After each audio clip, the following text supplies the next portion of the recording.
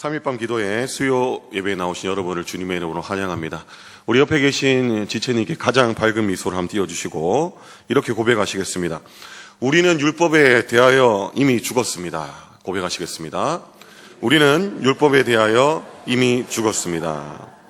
죽었다고 말씀드리니까 좀 소리가 작은데, 두 번째는 이제 죽었다가 아니고 살았답니다. 한 번 더 하시겠습니다. 우리 안에 예수 그리스도께서 사십니다. 예, 기분 탓인지 두 번째 살았다 해서 좀 소리가 커진 것 같습니다. 예, 오늘의 말씀의 요약입니다. 우리는 율법에 완전히 죽었고, 그리고 어떻게 됐습니까? 우리 안에 그리스도께서 사신다. 그것이 오늘 말씀을 요약한 내용입니다. 오늘 11절에서 14절을 보시면 이러한 내용이 있습니다. 11절을 보시면 게바는 누굽니까? 베드로입니다. 베드로가 안디옥에 이르렀을 때, 자, 본문을 한번 읽어보겠습니다. 시작. 내가 그를 대면하여 책망하였노라. 게바는 베드로고, 베드로가 책망받을 일이 있다는 겁니다. 뭔가 잘못을 한 것 같습니다. 그런데 얼마나 크게 잘못을 했는지 따로 불러서 말하는 게 아니라 사람 면전에다고 지금 말하고 있는 것입니다. 이것은 그만큼 심각한 잘못을 저질렀기 때문입니다. 뒤에 보면은 모든 사람이 보는 앞에서 그렇게 했다라고 기록되어 있습니다. 얼마나 큰 잘못을 했길래 그 대단한 예수님의 수제자 사도 베드로에게 바울이, 어떻게 보면 사도로서 가장 순번은 나중 아닙니까? 그런데 어떻게 그렇게 책망을 할 수 있냐는 것입니까?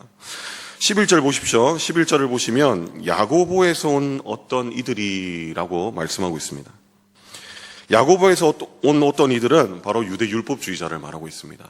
그런데 이들이 왔는데 그때 베드로가 무엇을 하고 있었냐면 이방인과 함께 식사를 하고 있었습니다.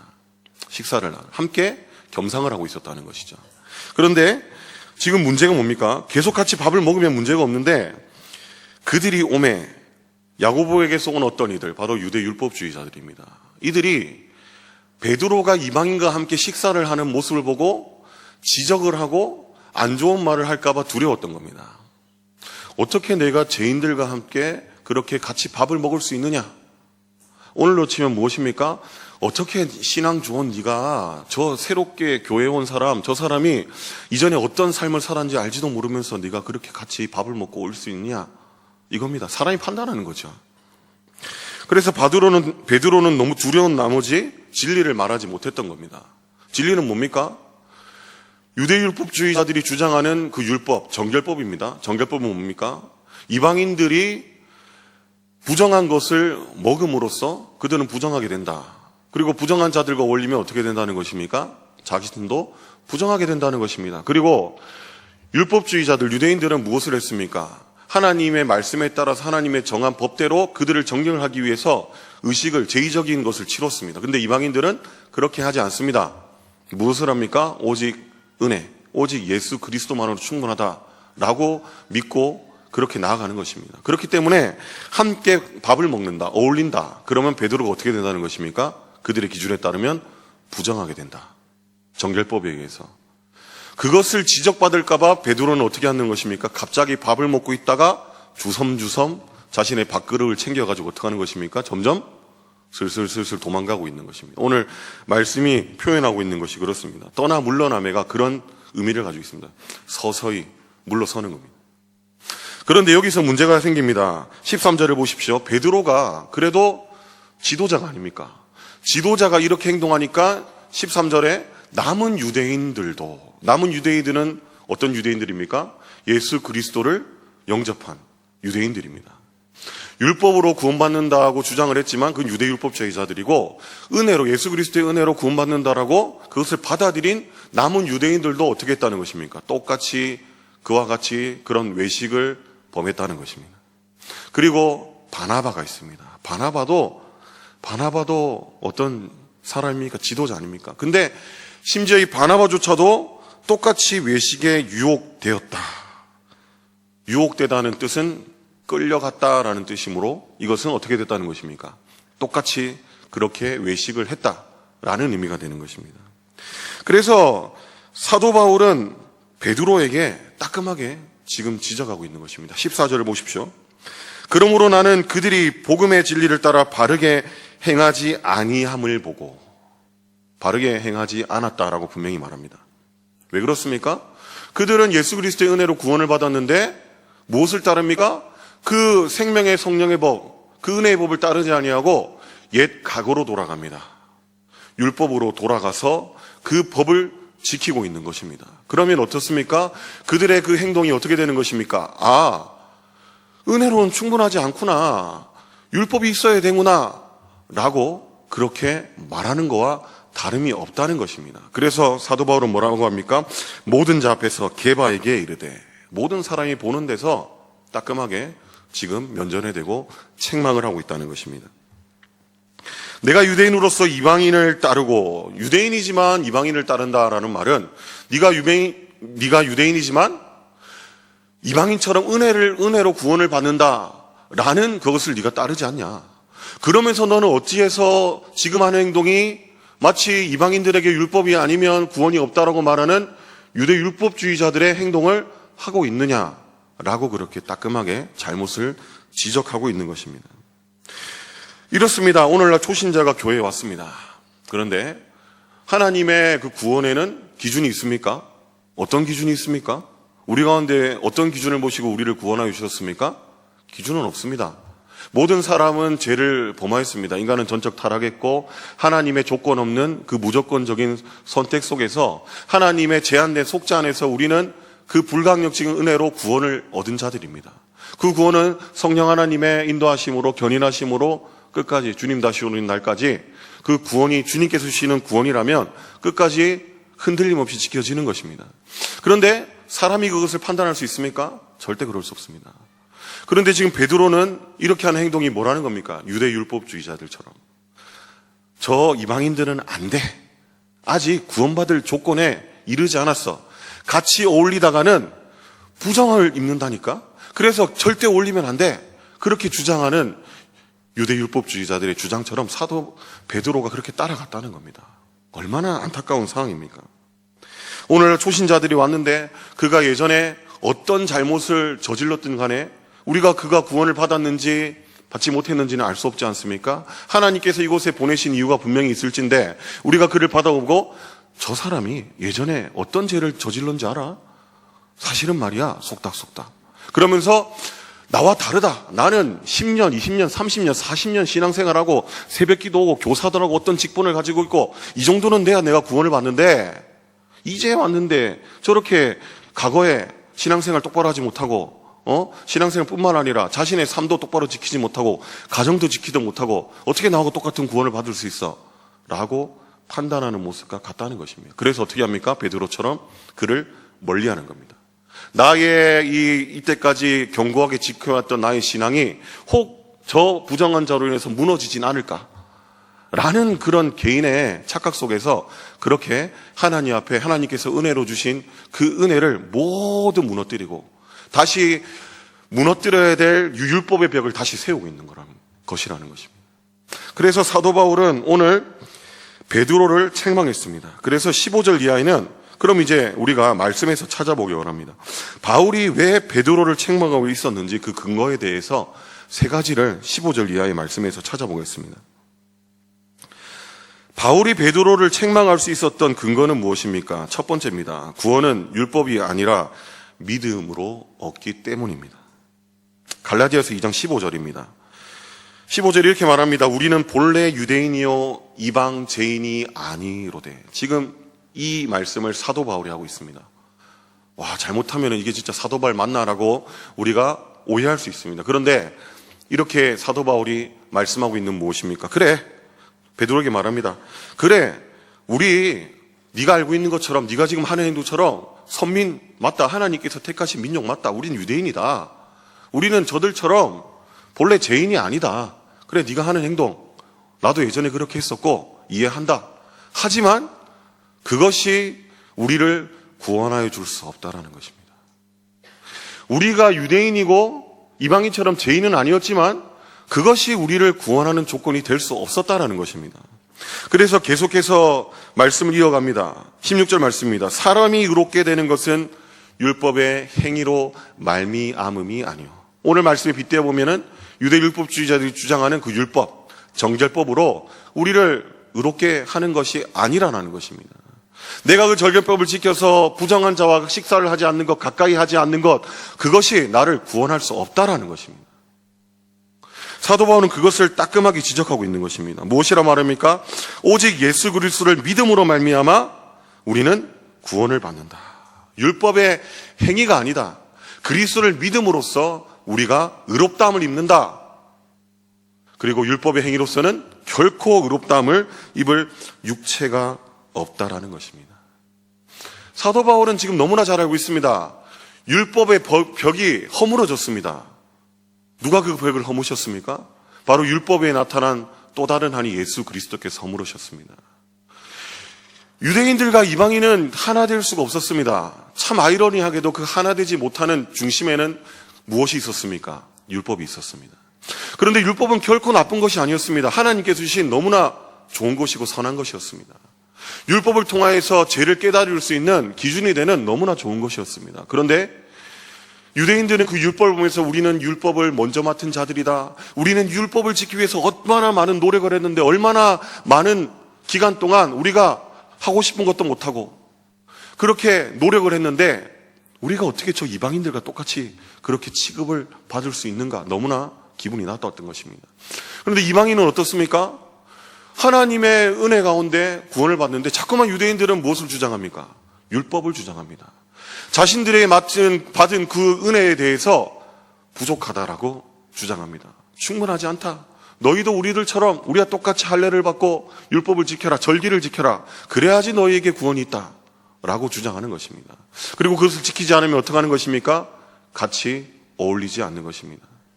그런데 그 율법의 벽을 누가 허무셨습니까? 예수 그리스도께서 허무셨습니다. 에베소서 말씀에서 그것이 바로 그리스도의 비밀이고 바로 유대인과 이방인을 하나 되게 하셔서 주의 몸된 교회로 부르신 하나님의 계획이며 그 주의 몸된 교회를 통하여서 에베소서 말하는 만물의 통일, 바로 주님께서 지으신 모습 그대로 모든 것을 회복시키는 하나님의 일을 계획하신 것입니다. 오늘 이 말씀 가운데 참으로 우리가 짚고 넘어야 될 부분이 있습니다. 과연 우리의 삶은 어떠한가입니다. 오늘 말씀 가운데 우리는 은혜로 구원을 받았습니다. 그래서 우리는 예전에 영적으로, 지금은 영적으로 유대인입니다. 하지만 우리는 이방인이었다는 사실을 기억해야 됩니다. 우리는 구원의 밖에 있었다는 사실을 기억해야 됩니다. 하지만 은혜로 구원을 받아놓고 우리는 그것을 까맣게 잊은 채 이제 우리는 영적 유대인이 되었다. 거기서 끝나면 얼마나 좋습니까? 더 나아가서 어떻게 합니까? 율법주의자들과 똑같은 모습으로 남을 판단하고 정죄합니다. 먼저는 자신을 판단하는 것이죠. 내가 이래서 내가 구원받은 자로서 합당한가? 내가 조금 더 해야 돼? 조금 더 노력해야 돼? 아내 지금 이것으로 부족해? 하나님께서 요구하시는 구원은 그것이 아닌데 스스로 착각하며 자신을 자꾸만 채찍질하며 율법의 그 끝없는 굴레 속에 자신을 가두는 것입니다. 그리고 더 나아가서 어떻게 합니까? 남도 그렇게 바라본다는 것입니다. 타인도 그렇게 바라보며 예전에 자신이 받았던 그 은혜를 까맣게 잊은 채 타인을 판단하고 정죄하는 것입니다. 그런데 오늘 갈라디아서 2장 17절 말씀을 보십시오. 이렇게 말합니다. 우리가 그리스도 안에서 의롭게 하다가 죄인으로 드러나면, 이것은 무슨 말씀이냐면 우리가 은혜로 구원을 받으려고 인정하고 그렇게 살다가 다시 베드로가 한 행동처럼 율법으로 돌아갔다. 그러면 어떻게 되는 것입니까? 그리스도께서 은혜로 충분한다 하셨는데 그러면 그리스도께서 우리를 죄짓게 만드신 분이셨냐? 라는 것입니다. 사도 바울은 무엇이라고 합니까? 결코 그럴 수 없다.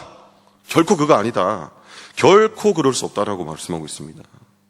그것은 어떤 행동이라는 것입니까? 우리가 은혜로 누리는 복음의 가치를 완전히 떨어뜨리는 것, 쓸모없게 만드는 것, 그리고 십자가를 모독하는 것이다 라고, 결코 그럴 수 없느니라 라고 말하고 있는 것입니다.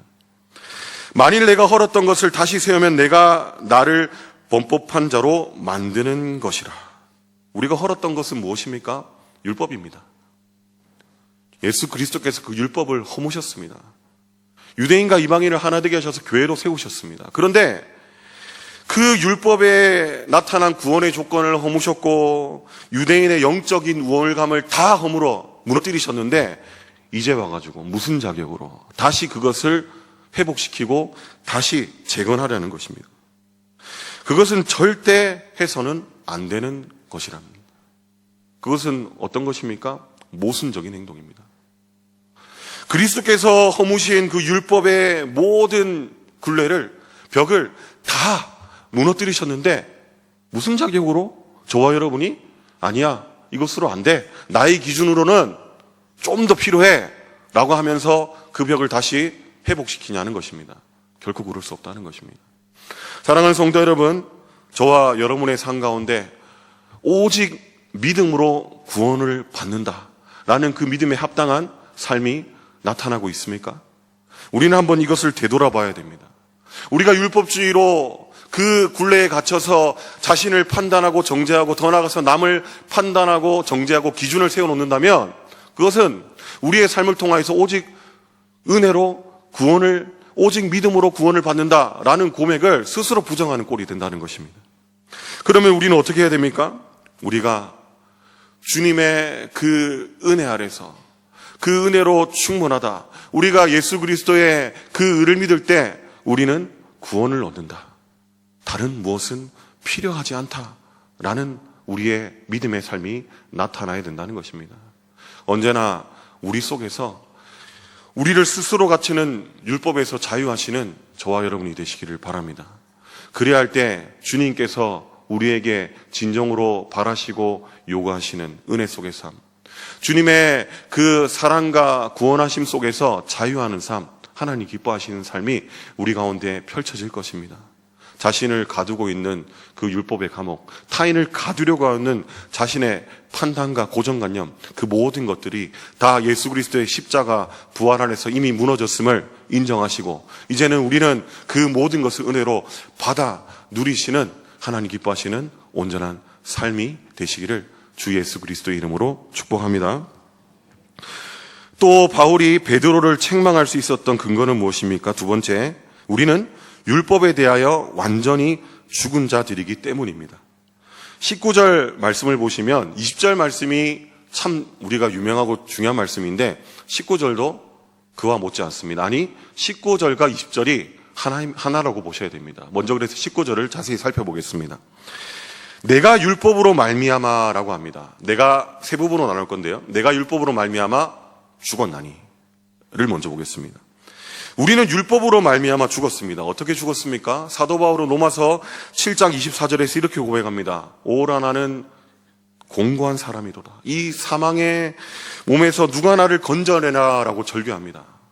사도 바울은 누구보다 육체로는 앞선 자들입니다.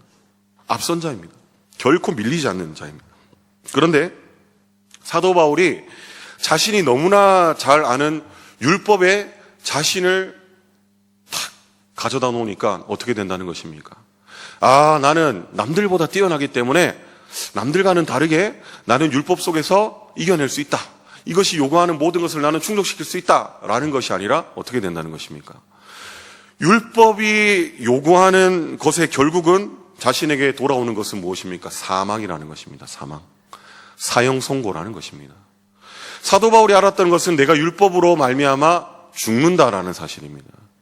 그렇다고 율법이 나쁜 것이 아니라고 서론에 말씀드렸습니다. 율법은 너무나 좋은 것입니다. 선한 것이고 하나님께서 우리에게 주신 너무나 하나님의 법으로 죄를 판단할 수 있는 기준인데 그 율법 때문에 아이러니하게도 우리가 결국 어떻게 된다는 것입니까? 죽는다. 사형 선고가 내려지는 것입니다. 그래서 사도 바울은 먼저 자신에게 사형 선고가 내려졌음을 인정했습니다. 그리고 그것으로 끝이 아닙니다. 그것으로 끝나면 너무나 안타깝지 않습니까? 하지만 그것으로 다행히 끝나지 않습니다. 어떻게 이어집니까? 율법으로 말미암아 율법에 대하여 죽는다.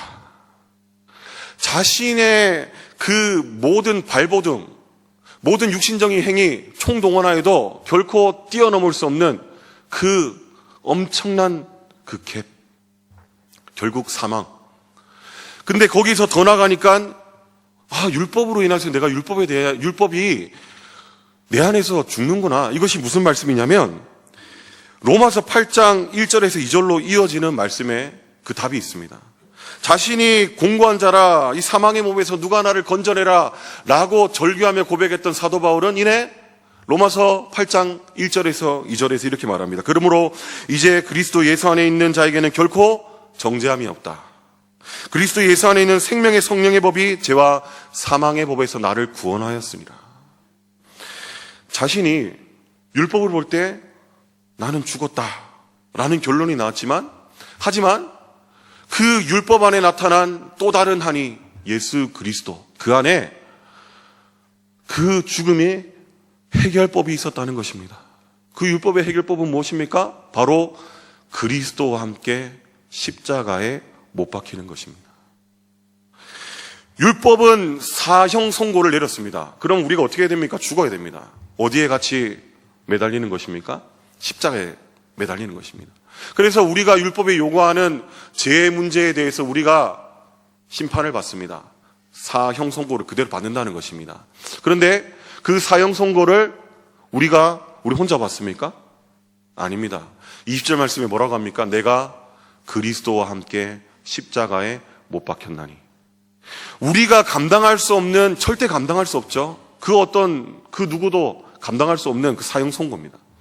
그런데 완전한 하나님이시고 완전한 인간이시지만 죄는 없으신 예수 그리스도께서 우리와 함께 십자가에 못 박히셨다는 것입니다.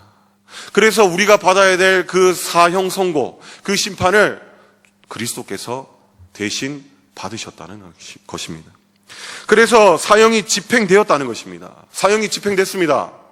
이제 우리 가운데 법이 집행돼서 그 대가가 치러졌는데 우리 가운데 다시 그 죄에 대해서 물을 수 있습니까?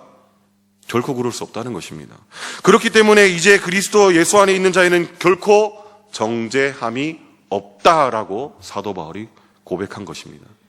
내가 그것을 다 치루었기 때문에 나를 정죄하지 못한다가 아닙니다.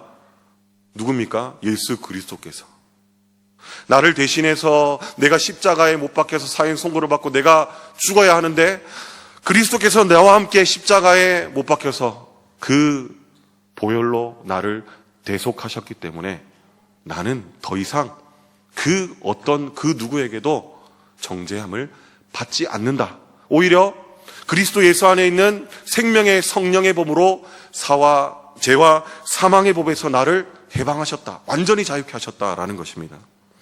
그래서 세 부분 나누는데 그래서 마지막엔 뭐라고 합니까? 이는 하나님에 대하여 살려 함이라라고 말합니다. 오늘 사도 바울이 베드로를 책망할 수 있었던 근거는 이것입니다. 바로 베드로에게 정확하게 지금 묻고 있는 상황입니다. 베드로, 나는 십자가에서 이미 율법의 정죄를 받고 법적으로 죽은 자 아닙니까? 지금 당신은 죽은 자 아닙니까? 그런데 왜 이제 와서 다시 그 율법의 눈치를 보고 있는 것입니까? 라고 묻고 있는 것입니다. 이미 우리와 함께 십자가에 못 박히신 예수 그리스도 인해서 나의 모든 죄악이 이제 어떻게 됐다는 것입니까? 율법에서 자유케 됐다는 것입니다. 그런데 다시 왜 율법으로 돌아가서 율법의 눈치를 보냐는 것입니다. 유대 율법주의자들의 눈치를 본 행위가 바로 율법의 눈치를 봤다는 것입니다. 이미 사형 집행이 끝났는데 왜 정결법이 들어와서 그 법은 이제 베드로 당신에게 더 이상 어떤 영향력도 없는데 그것이 두려워서 그렇게 눈치를 보고 식사 자리에서 도망갔냐라는 것입니다. 오늘날 이 말씀을 우리에게 가져올 때, 우리에게 적용할 때 무엇입니까? 우리가 우리 자신을 먼저 봐야 됩니다.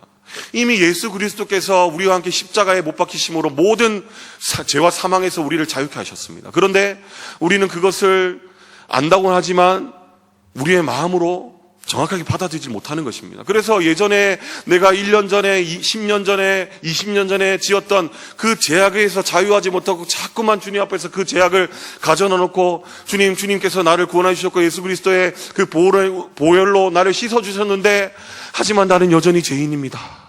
내가 1년 전에, 내가 5년 전에, 내가 10년 전에, 20년 전에 그렇게 자꾸만 그 율법의 굴레에서 갇혀서, 감옥에서 갇혀서 여전히 그 은혜에서 다시 율법으로 돌아가고 있다는 것입니다. 예수 그리스도께서 허물어버린 그 율법의 벽을 다시 계속해서 쌓고 있다는 것입니다. 더 나아가서 타인에게 자신의 그 기준을, 잣대를 들이밀어서 어떻게 하는 것입니까? 아직 이 사람은 구원받지 못했어. 어떻게 이 사람이 구원을 받을 수 있어? 구원을 받으려면 최소한 한 1년 정도는, 최소한 10년 정도는, 최소한 30년 정도는 나처럼 새벽 기도를 나오고, 나처럼 이렇게 헌금을 열심히 하고, 나처럼 이렇게 봉사를 하고, 최소한 이런 직분까지는 올라가야지 구원이 있지. 아니야. 그렇게 판단해 버린다는 것입니다. 사랑하는 성도 여러분, 구원은 우리의 행위에 있지 않습니다. 결코 그럴 수 없습니다. 우리의 구원은 어디에 있습니까? 오직 예수 그리스도의 은혜에 있습니다. 율법으로 완전히 사형 선고받은 우리를 예수 그리스도의 십자가 그 부활의 능력으로 우리를 살리셨습니다. 그 은혜 속에 우리의 구원이 있다는 것입니다. 우리가 사는 유일한 길은 무엇입니까? 율법 속으로 다시 돌아가서 그 율법을 온전히 지키려고 발버둥 치는 것이 아닙니다. 바로 우리를 위하여서 십자가에 죽으시고 부활하신 예수 그리스도의 그 은혜, 그 구원의 그 은혜 속에서 우리가 온전히 주님을 바라보고 그 구원의 완전하신 은혜 속에서 자유함을 누리는 것입니다. 언제나 예수 그리스도의 십자가 부활의 그 능력 속에서 참 자유함을 누리시는 저와 여러분이 되시기를 축복합니다. 마지막으로 바울이 베드로를 책망할 수 있었던 근거는 무엇입니까? 세 번째, 우리 안에 사시는 분은 예수 그리스도이시기 때문입니다. 오늘 말씀의 결론이기도 합니다. 갈라디아서 2장 20절 말씀입니다. 우리가 19절을 함께 조목조목 짚어서 우리가 해석하며 나왔습니다. 그래서 20절도 그러한 맥락에서 우리가 이어져야 됩니다. 내가 그리스도와 함께 십자가에 못 박혔나니, 19절과 이어지는 말씀입니다. 율법에 대해서 사형 선고를 받았지만 어떻게 됐다는 것입니까? 내가 율법에 대해서 완전히 죽었다. 그 근거는 무엇이었습니까? 20절 말씀에 그리스도와 함께 십자가에 못 박혔기 때문입니다. 그리스도께서 우리와 함께 십자가에 죽으셨기 때문입니다. 그 대속의 은혜, 그 속량 때문입니다. 그래서 이제는 내가 사는 것이 아니다라고 사도 바울이 고백합니다. 오직 내 안에 그리스도께서 사시는 것이다. 지금 사도 바울은 당당하게 말합니다. 그리고 이 당당하게 말하는 것은 바로 베드로를 향하여서, 그리고 베드로와 함께 동조했던 그 유대인이지만 그 자리를 함께 떠났던 그리스도인들, 바나바를 포함한 그들에게 다시 한번 지적하고 있는 것입니다. 당신이 그리스도와 함께 십자가에 못 박혔음을 믿습니까? 그렇다면 이제 당신은 어떻게 살아야 된다는 것입니까? 당신이 사는 것이 아닙니다. 누가 사는 것입니까? 당신 속에 함께 하시는 예수 그리스도의 은혜로 사는 것입니다 라고 말하는 것입니다. 구체적으로 말씀드리면 이렇습니다. 당신이 주님과 함께 그리스도와 함께 산다고 말하면서 어떻게 그렇게 외식을 할 수 있습니까? 어떻게 이방인과 식사하다가 그 자리를 유대인들이 두려워서 떠날 수 있습니까? 당신이 은혜로 구원을 받았다고 그렇게 믿는다고 말하지만 당신의 행동은 다시 율법으로 돌아가서 마치 은혜는 아무 소용이 없고 역시 율법을 통해서만 구원이 있다라고 말하는 거짓된 행동으로 살 수 있냐는 것입니다. 사랑하는 성도 여러분, 이 말씀 너무나 유명한 말씀입니다. 그러면 이 말씀이 너무나 유명한 말씀이면 우리는 정확한 의미와 뜻을 알아야 된다는 것입니다. 예수 그리스도께서 우리 가운데 십자가에 같이 못 박히셨고 우리가 더 이상 우리의 사는 것은 우리의 삶이 아니라 그리스도께서 함께 사시는 삶이라고 고백을 한다면 우리의 삶은 어떤 삶이라는 것입니까? 바로 그 은혜 속에서 사는 삶입니다. 그 구원의 은혜 속에서 참 자유함을 누리며 사는 삶입니다. 그리고 베드로와 같은 모습으로 남을 지적하지 않고 남을 판단하지 않는 삶입니다. 그리고 자신에게도 똑같은 그러한 잣대로 그 기준으로 나아가야 될 것입니다. 자신과 타인에게 자신의 세워놓은 율법의 복으로 나아가는 삶이 아니라 그 모든 것이 다 허물어지고 우리 속에 우리의 생각과 고정관념 모든 것이 텅 비어진 상태에서 예수 그리스도의 그 은혜와 그 보혈의 십자가로 충만하여서 우리 속에 예수 그리스도로 함께 하시는 그 삶을 통하여서 우리는 더 이상 나의 기준과 나의 판단으로 남을 지적하는 것이 아니라 스스로를 판단하는 것이 아니라 바로 주님께서 우리를 바라보시는 그 사랑으로, 그 자유함 속에서 살아가는 삶이라는 것입니다. 이러한 삶을 살아갈 때 우리는 어떻게 됩니까? 계속해서 뒤에 말씀하고 있습니다. 이제 내가 육체 가운데 사는 것은 나를 사랑하사 나를 위하여 자기 자신을 버리신 하나님의 아들을 믿는 믿음 안에서 사는 것이라. 이제 더 이상 우리가 육체 가운데 사는 것이라고 말하지만 이것은 육체 가운데 살지 않는다는 말입니다. 이제 내가 육체 가운데 사는 것은 이전에 그 육체 가운데 사는 삶이 아니다. 나를 사랑하사 나를 위하여 자기 자신을 버리신 하나님의 아들 예수 그리스도를 믿는 믿음 안에서 사는 삶이다 라고 고백하고 있는 것입니다. 예수 그리스도를 믿는 삶은 무엇입니까? 자꾸만 우리를 지적하는 유대 율법주의자들, 우리 속에서 율법의 그 지적입니다. 율법이 우리를 자꾸만 하나님 앞에 우리를 고발하지 않습니까? 그리스도인을 말하면서, 예수님을 믿는다 말하면서 너 어떻게 그렇게 생각할 수 있어? 너 어떻게 그렇게 말할 수 있어? 어떻게 그렇게 행동할 수 있어? 자꾸만 그렇게 우리를 고소합니다. 그럼 우리 속에 어떻게 됩니까? 자꾸만 그것에 대해서 내가 그렇게 살지 못했으니까 내가 그렇게 살아야 돼. 사는 것은 좋습니다. 그런데 그 달콤한 유혹 속에서, 고소 속에서 우리는 어떻게 끌려갑니까? 내가 이것을 다 지키지 못했기 때문에 나는 하나님의 자녀가 아니야. 하나님께서 나에게 허락해 주신 십자가 그 부활의 그 능력은 나에게 아직까지 미치지 못해 라고 그렇게 착각하고 그렇게 속고 있다는 것입니다. 하지만 분명한 것은 무엇입니까? 우리 속에 이 벽은, 이 율법의 벽은 이미 예수 그리스도께서 그 십자가상에서 무너뜨리셨다는 것입니다. 그래서 우리는 당당하게 이렇게 말해야 됩니다. 오늘 내가 내 자신을 바라보고 계속해서 지적하고 있는 그 공격, 사탄 마귀의 공격. 그래, 나는 네가 말하는 그 율법의 기준에서 한참 못 미칠지는 모르나? 바로 그것을 위하여서 예수 그리스도께서 십자가에 죽으시고 다시 부활하셨음을 내가 믿는다. 내가 그 부활의 능력으로 오늘 나에게 주어진 삶을 내가 분투하여서 승리하신 예수 그리스도의 능력으로, 나와 함께 하시는 성령 하나님의 능력으로 오늘도 내가 열심히 최선을 다해서 살고자 한다. 이러한 나의 믿음을 주께서 받으시고 하나님 아버지께서는 예수 그리스도의 의로 덧입힌, 완전히 덮인 나를 의롭다고 말씀하여 주신다.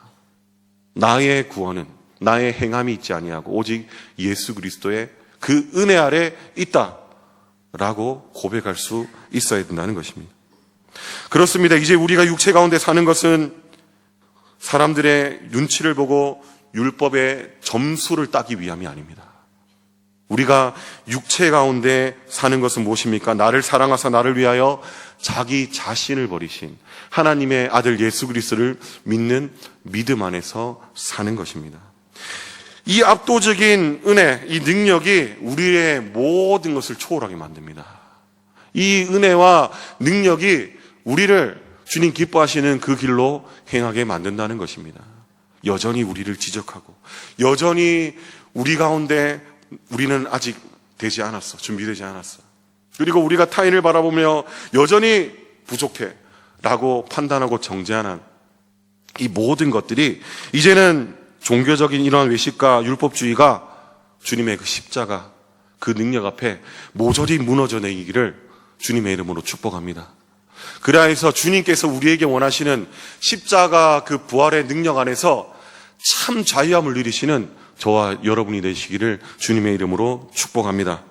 21절에 이렇게 마무리하고 있습니다. 내가 하나님의 은혜를 패하지 아니하노라. 사도 바울은 결론을 말합니다. 지금 베드로가 했던 행동은 무엇이라는 것입니까? 하나님의 은혜를 패하는 행동이라. 하지만 자신은 그것을 패하지 않겠다. 만일 의롭게 되는 것이 율법을 통하여서 그렇게 된다면 그리스도께서 우리를 위하여서 헛되이 죽으셨다. 그 죽음이 쓸모없다라는 의미입니다.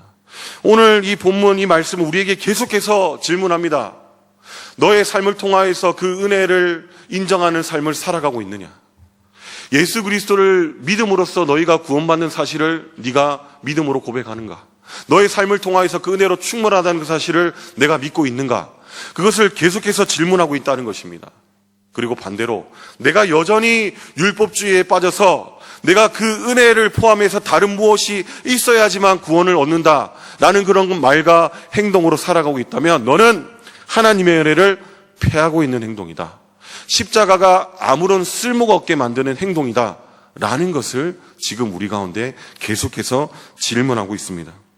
우리는 입으로 오직 은혜로 구원을 받는다라고 말합니다.